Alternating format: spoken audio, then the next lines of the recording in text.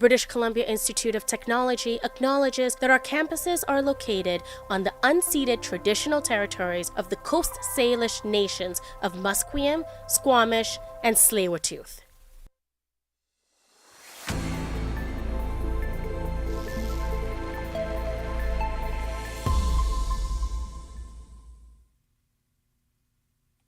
Hello, my name is Lisa Cofton and it's your news update to 11:30 a.m. BC party leaders have just finished their debates. They talked about healthcare, Indigenous relations, the overdose crisis and gun control in what will be the only radio debate in the provincial election campaign. At times, the debate on Vancouver radio station CKNW was testy between NDP leader David Eby and BC Conservative leader John Rustad. Then how are you going to run a healthcare system? I wouldn't trust John Rustad to run my Thanksgiving dinner conversation. I think British Columbia doesn't want a premier who's so easily to lie. Green leader Sonia Furstenau noted that it was fascinating that the other leaders didn't want to talk about the issues that are driving unaffordability in the province. Don't give all the power to either of them. Make the legislature a place where people have to sit down at the table, work together. Terry Theodore, The Canadian Press, Vancouver. A recent poll revealed the top crime issues in Vancouver. For the majority of residents, those are drugs, gang violence, homicide, and assaults. The poll was commissioned by City News and surveyed 500 people in Metro Vancouver.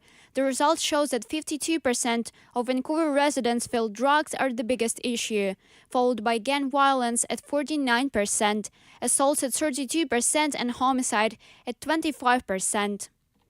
The Moose Hide campaign, an organization focusing against gender-based violence among Indigenous and non-Indigenous women, has told BC Conservative leader John Rustad to not wear their pin anymore. Our reporter Zach Oropko explained the significance of this decision. John Rustad has donned the Moose Hide pin since 2017, when their campaign began and when Rustad served as the BC Liberal Minister of Aboriginal Affairs. Throughout the 2024 BC election campaign, he has been wearing one. The Moose Hide campaign released a statement saying they are withdrawing our permission for Rustad to wear the pin. Rustad's BC Conservatives have vowed to repeal DRIPA, BC's implementation of Indigenous rights and protections set out by the United Nations. In their statement, the Moose Hide campaign says this is not a decision they take lightly, but need to hold elected leaders to a higher standard. Rustad has not responded to the letter. Zach Oropko, BCIT's The Crow. This winter, BC is expecting a La Niña phenomenon, which would mean a colder season. We'll bring it over to our reporter Filip Kovacevic for more details. La Niña is a phenomenon that happens when strong winds in the Pacific push more warm water towards Asia, bringing colder water to the top.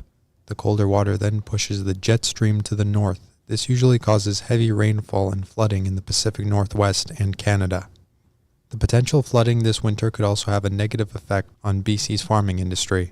The BC Climate Change Adaptation Program said wetter conditions can affect the timing of important farm tasks such as planting, harvesting, and managing the crops.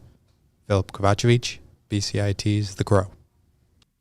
More about Middle East tensions. U.S. President Joe Biden says he would not support a strike on Iranian nuclear sites as Israel promises a response to this week's ballistic missile attack. Speaking with reporters at Joint Base Andrew in Maryland, Biden says Iran will still face consequences. Obviously, Iran has gone way it's way off board. We're going to put together a joint statement. Hasn't been done yet. It'll be done before too long, probably by the time we land. And there's going to be some sanctions imposed on Iran. Biden's comments come after G7 leaders spoke in an early morning call and all agreed the international community must do everything it can to achieve peace and stability in the region. About the weather today, it is partly cloudy, but hopefully we will see some more sun in the afternoon. The temperature feels like 8 degrees so far, but it will reach 15 degrees later this day. The wind speed is relatively calm at 8 kilometers per hour. It is a good idea to take a jacket or a sweater for the evening because the temperature will drop to 7 degrees. Hopefully we will have some more warm days and enjoy your day. Thanks for listening. It was your news update to 11:30. My name is Lisa Kofton. You're listening to BCIT's The Crow. Stay tuned for more on BCIT's 1680 The Crow. This is 1680 The Crow, and you're listening to our feature presentation.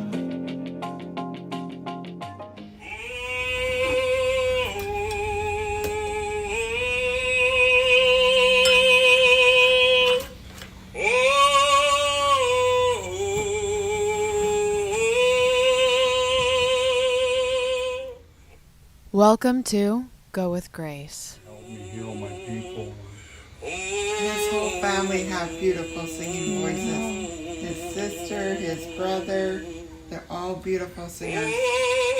Sometimes he'll sing at some of the funerals, like here in Musqueam, and his acts will be tears coming down their face because he has a singing voice like his father, late Miles Sparrow, so his sisters are reminded of how their brother used to sing. So he has his dad's voice.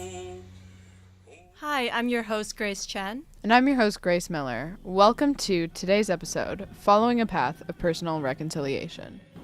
Blanketing exercise all those times, and I went back to my childhood and, looked at the decisions were made under drugs and alcohol for the last 100 years. So when people were doing all that stuff, it was a dangerous place when I was growing up.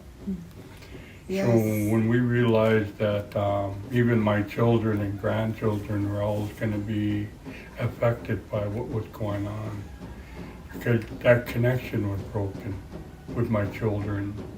Our journey began at the Sparrows' residence on Musqueam 2 land, where we spoke with Martin Sparrow, an elder, and his wife, Shauna Sparrow, founder of Moontide Reconciliation. She specializes in the Kairos blanket exercise, a visually immersive experiences that places people into the history of indigenous peoples and what they went through. So I was born in 1968, and my mother passed away in 1971.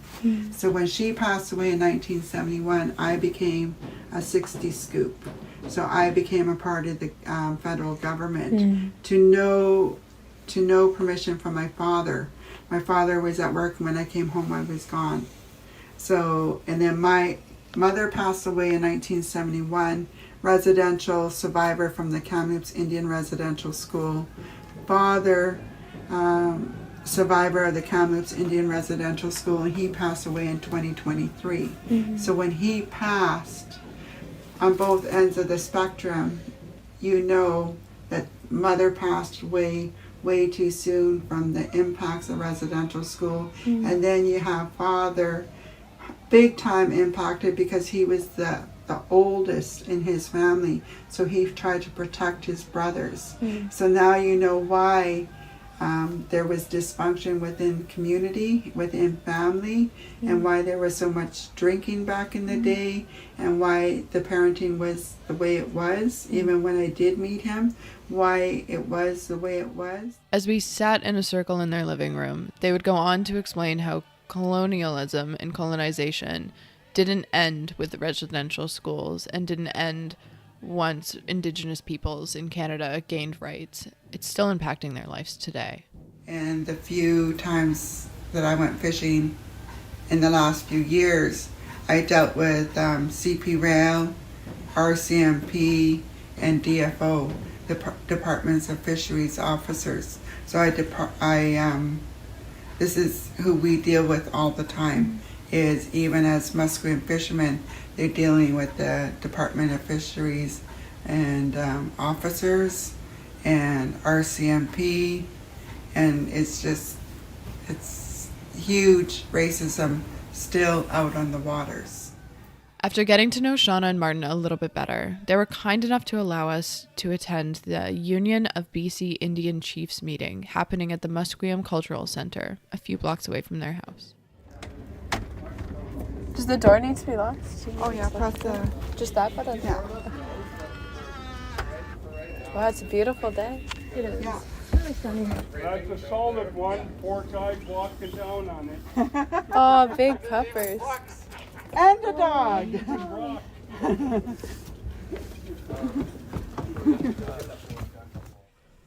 On the way to the center, I had no idea what to expect. I wasn't even thinking of what to expect. I heard meeting and assumed that it was going to be the same as any other meeting I'd been to before. I was more so grateful that they trusted us enough to let them into their community. For myself, I didn't expect the Chiefs meeting to be any different from other meetings I've attended, but what really took me by delight was the wonderful community next door where there was a marketplace.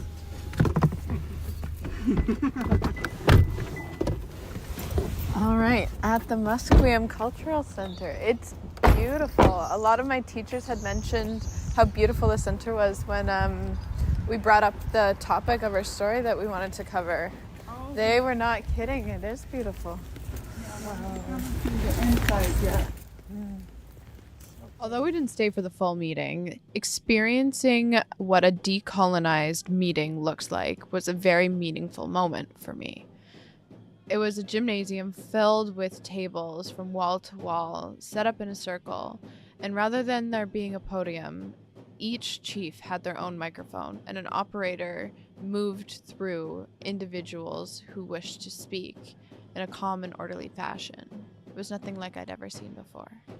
We got back to Shauna's house, where she then showed us what goes into the work of planning her workshops. She emphasizes the role that youth facilitators play in her work. So they're actually doing what I used to do. You know, go pick up the elder, bring the elder to her facilitation, facilitate with her, look after her or him, and then drive them home, and then there you go. And that's what we're really gearing towards, is to be able to bridge the youth and the elders, and now passing the torch to the next generation.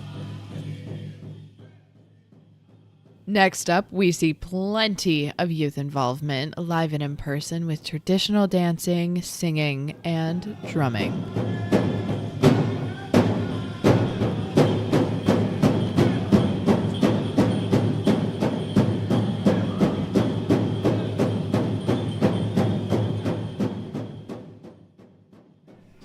That machine seems a little bit more sturdy than the other one.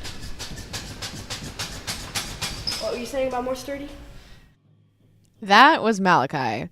We found him while we were waiting to speak with Matthew Garrett outside of the powwow that happens weekly on Tuesday nights at the Vancouver Aboriginal Friendship Center Society. Malachi was a bit of a troublemaker and was trying to get a loose can of Coke out of a vending machine. He was pretty cute, hey? Yes, he was trying so hard to get it out and asked me to help him. He also asked me. I only slightly helped him. When we met up with Matthew, he explained how powwows came to BC, since it's not traditionally apparent on the West Coast. For like friendship centers, it was just a way to build community and have, just like that time to connect, especially for like younger kids to connect to culture. And the friendship centers were more in like urban settings, so you'll see them like there's one here, there's one in like Calgary, Winnipeg, Toronto. You'll see them in all those areas because they wanted to connect like urban youth, like Indigenous youth, to cultural space. So it'd be like people in community would take that up. And boy, have the folks in Metro Vancouver taken up the opportunities available at the Friendship Center. Gradually, while we were there taking in the powwow for all that it was, dancers from teeny tiny tots to more mature adults filled the gymnasium. Yeah, so I think like right now, it's really important because now you're seeing like, like young teenagers wanting to dance, and also like older folks wanting to dance. Like that's something that I've noticed. Matthew started doing traditional dancing and singing once he moved to Vancouver. Because I grew up in Alberta, but I moved here. So I think just finding a way to feel like more connected to home, because I was going to school and stuff and being away from family. So just finding other ways that helped me feel more at home while I was here. The other thing Matthew did after moving here was starting to plan the Tuesday night weekly powwows that happen at the Friendship Center. He found that with more youth involvement, he did it with his friends, that popularity for the event rose, And it was more accessible to people who really wanted to attend these events. They promoted it on Facebook and handed out physical posters. Honestly, in a lot of ways, I think it really helped, build a positive connection spiritually, and just helping,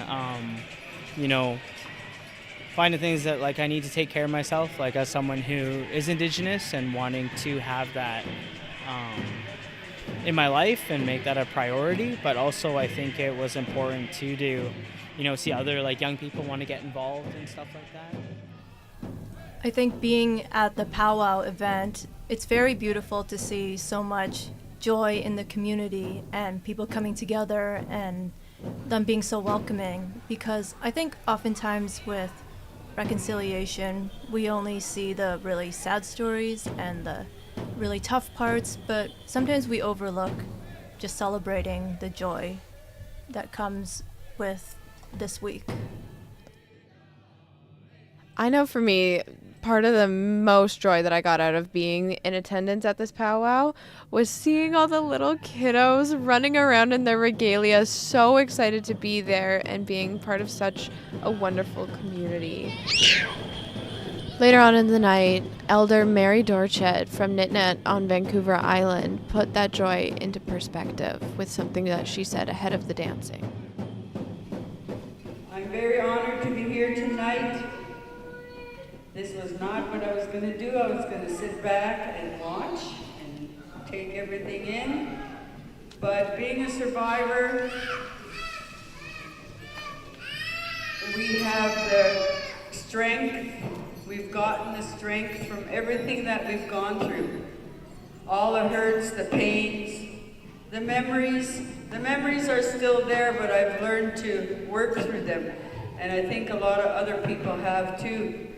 And people who were taken away from their families as children and babies, my heart goes out to you.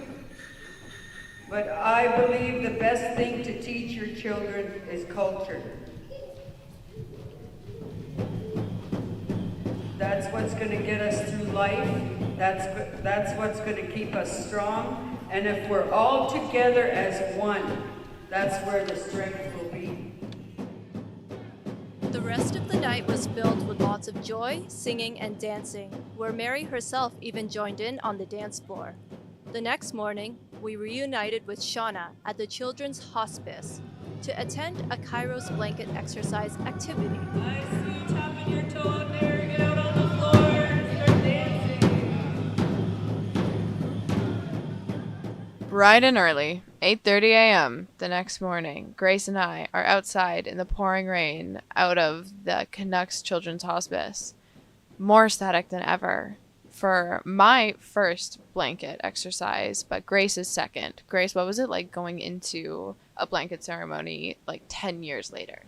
Revisiting the blanket exercise 10 years later was definitely a very empowering experience for me, because with the greater knowledge I have on Indigenous issues today compared to before, being in a room full of women to do such a powerful activity was very moving. As the blanket ceremony began, we helped set up the blanket ceremony itself, which was such an incredible honor. We placed script cards, so that's part of the blanket ceremony. So attendants will be responsible for reading scrolls, so passages that relate to the history of colonization in Canada. One of the most striking moments for me doing the blanket activity was seeing the way the blankets got smaller and smaller gradually over time, and the people around me moving to different areas of the room and not knowing what to expect next. This really gave me perspective of what it was like to lose your home and your people. Seeing the strength and resilience of Indigenous peoples, as well as how gracious they are despite the hurdles they have faced, really inspired me to keep playing an active role as an ally towards reconciliation. One of the things that moved me most about the blanket exercise was the impact it made on the woman in attendance. Overall, throughout the journey that we've been on, immersing ourselves in Indigenous culture as non-Indigenous folk, I'm so grateful to have seen firsthand the strength and determination of people putting themselves in painful situations for the betterment of reconciliation. I would like to spread my gratitude as well to Shauna and Martin Sparrow for allowing us in their home, bringing us to an elders meeting, and for Shauna taking us through a blanket exercise, as well as Matthew Garrett for allowing us to celebrate Indigenous culture at the powwow.